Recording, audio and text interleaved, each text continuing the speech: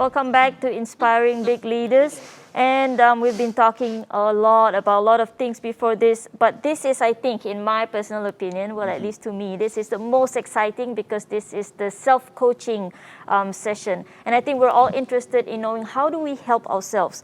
Rajiv, tell us, how do we take baby steps? So what are the practical steps for us to achieve this? Mona, I want to go back to something you said before the break, which is we often blame our upbringing and our circumstances and say, this is who we are because this is how I grew up and this is how difficult my circumstance was, right? We also blame other people and other things whenever we feel any kind of discomfort.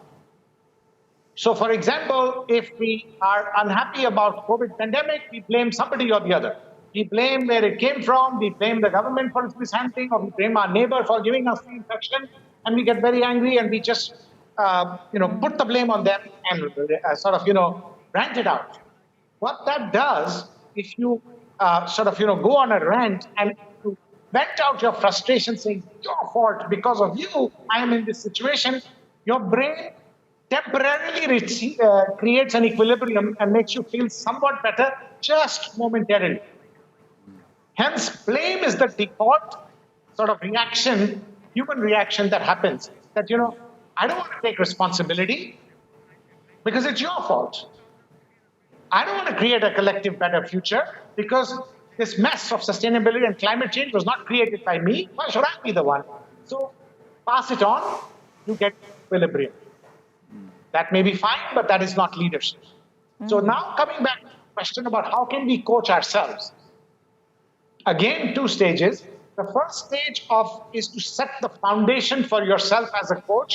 And we've already talked enough about that. That is examining your values with full emotional integrity, developing a conviction that I will live those values no matter what happens, and then giving yourself a purpose based on your values. Now, that is your inner compass. Everything you do is charged by that inner compass of values and purpose. The second stage is firefighting. I am in a crisis. How do I coach myself? This is where the mastery stage comes in of gratitude, acceptance, and forgiveness. And basically, every time you're in a crisis, go back to your values and purpose and ask yourself, what would I do as per my inner compass to solve the crisis? And what would I not do? And what would I do if I applied the principles of gratitude, acceptance, and forgiveness? I cannot teach this to you in like a 2-minute conversation. It's something you practice over time and better at it. Experiential, cannot be learned in a textbook, cannot be learned in a classroom. The more you practice it, baby steps, you get better and better. But I can share with you a story. During the 2008 financial crisis, there was a CEO I worked closely with in the US. And it came to the point where 2 big investment banks had already been liquidated, Lehman Brothers and Merrill Lynch. And now this bank was going to die the following day. And the government, the industry, everybody was trying to find solutions. And some of the most powerful people in the country called the CEO and said, sell your company for pennies because we need to save the markets. We can't have the economy suffering. Sell the bank for pennies. He was on the phone with the president's office and the regulators, and that's what they told him. Now, he, without consulting anybody, without calling a board meeting, without calling his management team meeting, said to them, ladies and gentlemen, what you're doing right now is trying to save the country. Try to do that. That is your job. My job is to save my company and to be loyal to what my leadership responsibility for this company is. I will not do what you're saying. I will face whatever consequences, but I'm going to try to invest this company and my employees. Thank you very much. Can you imagine? From the highest authorities of the country, a CEO is being told to do something and he says, I won't do it. I've never seen this kind of crisis leadership ever before. Later on, I sat down with him and asked him, how did you make the most important decision of your life in 30 seconds without even talking to anybody? Here's what he said. I asked myself questions. Well, how does this crisis sit with my overall purpose? Is it a fight worth fighting, or should I run away? And the answer was straightforward. As CEO of this company is to do the very best for this company and give up. And therefore, this is a fight worth fighting. And once it is a fight worth fighting, I ask myself the second question: if I act according to my values and the values of this company, how would I react? He says, when I ask myself that question, the answer my inner voice was 41,000 employees and their families have their trust in me right now, the biggest crisis, to do the right thing by them. If I sell the company right now, they will all lose their wealth, they will all lose their jobs, and of course, I will retire happily because I'm 65 years old, I got plenty of money. Is this what I am their leader for? No, my values said, stay there, do the right thing, find a solution, and that's what we did. And eventually, we did not sell, got another investor in, got the money to stabilize the company.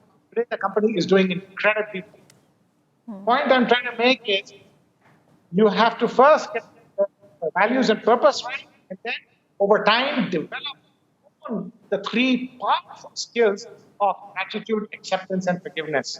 And if you do that, you will defeat every crisis in life. Crisis will never defeat you.